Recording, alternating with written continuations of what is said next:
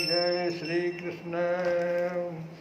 अज्ञानतिमिरान्धस्य ज्ञानाञ्जनशलाकया चक्षुरुन्मीलितं येन तस्मै श्रीगुरवे नमः। वसुदेवसुतं देवं कंसचाणूरमर्दनं देवकी परमानन्दं कृष्णं वन्दे जगद्गुरुं।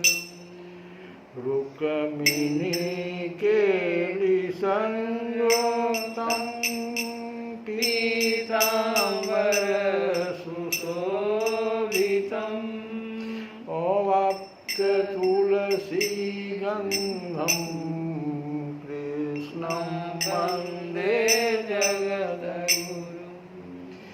हे कृष्ण करुणा सिन्धो दीनबन्धो जगत्पते गोपेश गोपिकान्त राधाकान्त नमस्तुते। तप्तकाञ्चन गौराङ्गी राधे वृन्दावनेश्वरी वृषभानुसुते देवी प्रणमामि हरिप्रियं। श्रीकृष्णाय वासुदेवाय हरये परमात्मने प्रणतः क्लेशनाशाय गोविन्दाय नमो नमः। हम लोग कथा सुन रहे थे आसुरी और दैवी प्रकृति के लोगों के बारे में, गीता से ज्ञान ले रहे थे। आज हम लोग ये जानेंगे कि श्रद्धा के क्या विभाग हैं, कितने प्रकार के श्रद्धा हो सकते हैं। तो अर्जुन पूछ रहा भगवान से कि ये शास्त्र विधिम उत्सृज्य यजन्ते श्रद्धान्विताः तेषां निष्ठा तु का कृष्ण सत्वं आहो रजः तमः। अर्जुन ने कहा कि हे कृष्ण, जो लोग शास्त्र के नियमों का पालन न करके अपनी कल्पना के अनुसार पूजा करते हैं, बहुत लोग ऐसे हैं तो शास्त्र के नियम का पालन नहीं करते। अर्जुन यही पूछ रहा है। और अपनी कल्पना से वे पूजा करने लगते हैं। कोई भूत का पूजा करने लगता है, कोई यक्ष राक्षस का पूजा करने लगता है, कोई मनुष्य की ही पूजा करने लग जाता है। तो जो लोग शास्त्र के नियमों का पालन न करके और अपनी कल्पना के अनुसार शास्त्र विधिम उत्सृज्य, शास्त्रों के विधान को त्याग कर यजन्ते, पूजा करते हैं, जो ये उनकी स्थिति कौन सी है? वे सतोगुणी हैं, रजोगुणी हैं या तमोगुणी है? यही अर्जुन का प्रश्न है भगवान से। तो क्या वे लोग जो किसी व्यक्ति को चुनकर उस पर किसी भगवान के रूप में श्रद्धा दिखाते हैं, सतो रजो या तमोगुण में पूजा करते हैं? क्या ऐसे व्यक्तियों को जीवन की सिद्धावस्था प्राप्त हो जाती है? क्या वे वास्तविक ज्ञान प्राप्त करके उच्चतम सिद्ध अवस्था को प्राप्त हो जाते हैं? ये अर्जुन पूछ रहा है कि जो लोग शास्त्रों के जो लोग शास्त्रों के विधि विधानों का पालन नहीं करते किंतु जिनकी किसी पर श्रद्धा होती है और जो देवी देवताओं तथा मनुष्यों की पूजा करते हैं, क्या उन्हें सफलता प्राप्त होती है? अर्जुन इन प्रश्नों को श्री कृष्ण से पूछ रहा है। श्री भगवानोवाच, भगवान ने क्या कहा कि त्रिविधा भवति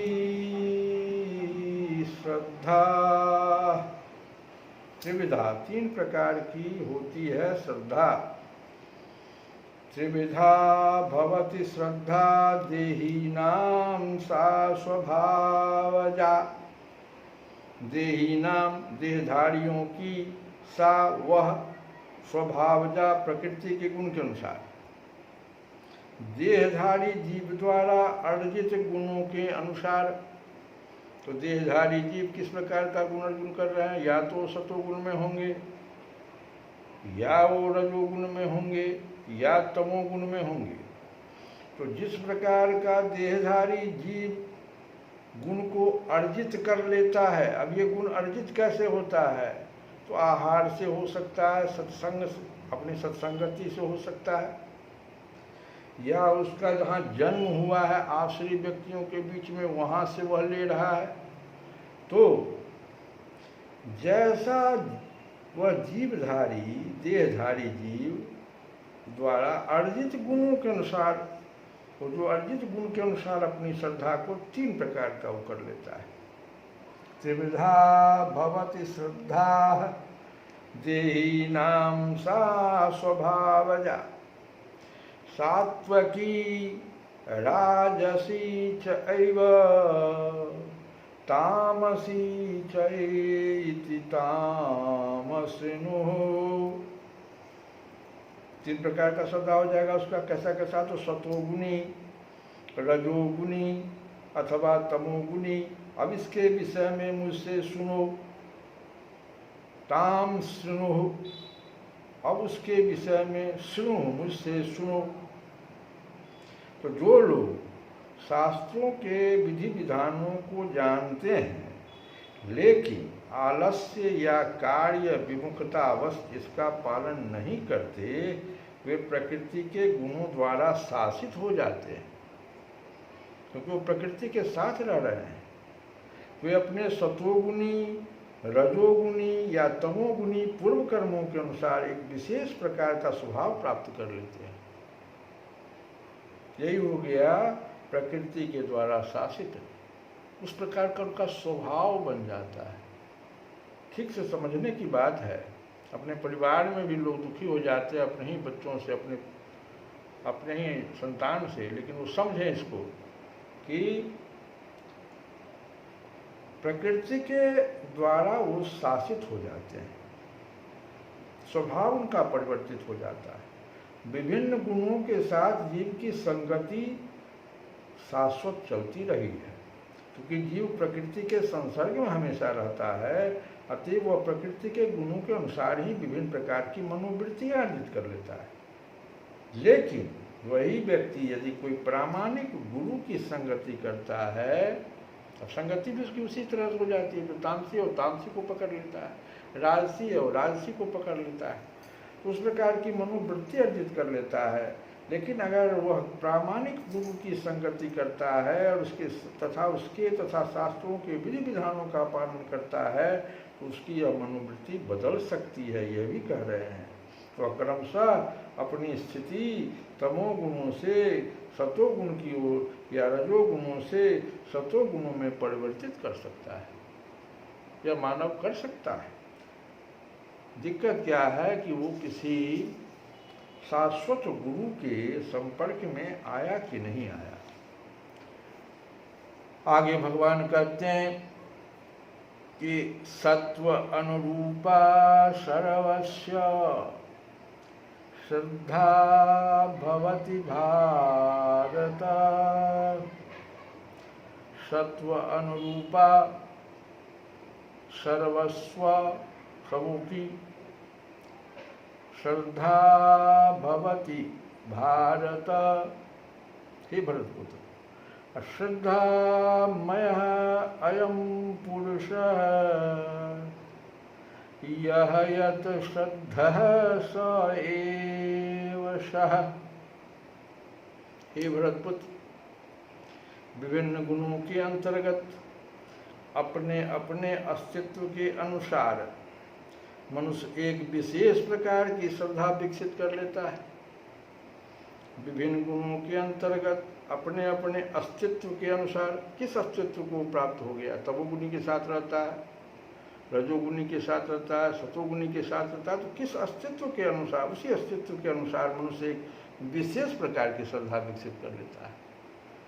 अपने द्वारा अर्जित गुणों के अनुसार ही जीव को विशेष श्रद्धा से युक्त कहा जाता है। प्रत्येक व्यक्ति में चाहे वह जैसा भी हो एक विशेष प्रकार की श्रद्धा पाई जाती है, लेकिन उसके द्वारा अर्जित स्वभाव के अनुसार उसकी श्रद्धा सतोगुणी उत्तम, राजस रजोगुणी अथवा तामसी कहलाती है। इस प्रकार अपने विशेष प्रकार की श्रद्धा के अनुसार ही वह कतिपय लोगों से संगति भी उसी प्रकार से करने लगता है। क्योंकि श्रद्धा उसकी वैसे ही हो गई तो संगति भी वैसा ही वह खोजता है। जब तक श्रद्धा, इस श्लोक में श्रद्धा शब्द अत्यंत सार्थक है। श्रद्धा मूलतः सतोगुण से उत्पन्न होती है। वास्तव में श्रद्धा जो है सतोगुण का ही है। मनुष्य की श्रद्धा किसी देवता, किसी कृत्रिम ईश्वर या मनोधर्म में हो सकती है, लेकिन प्रबल श्रद्धा सिर्फ सात्विक कार्यों से उत्पन्न होती है। जब तक श्रद्धा पूर्णतया सात्विक नहीं होती तब तक वह प्रकृति के किसी भी गुण से दूषित हो सकती है।